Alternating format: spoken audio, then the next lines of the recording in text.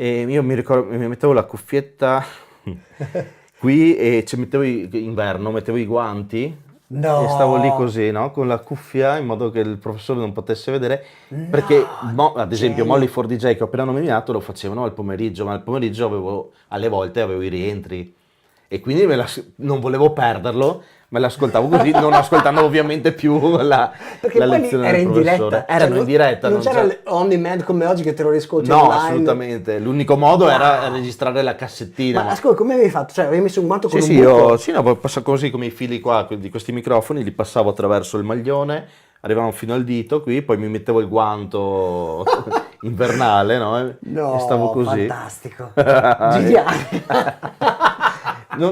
Quella, guarda, è una, perché poi Eh, si provava un po' di tutto anche mille per stratagemmi. copiare, no? Eh. I bigliettini, quelle me le sgamavano sempre.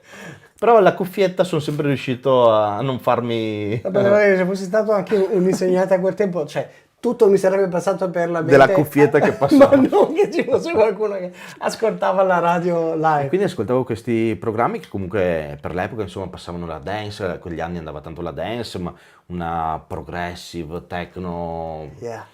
di un certo tipo e mi sono appassionato, avvicinato proprio con Radio DJ fondamentalmente e, e niente, questa passione ha iniziato in quegli anni e continua tuttora. Alle medie, poi già in terza media, tipo ho fatto il mio primo DJ show, Grande. il capodanno, no? Ok. E di lì non ho mai più smesso.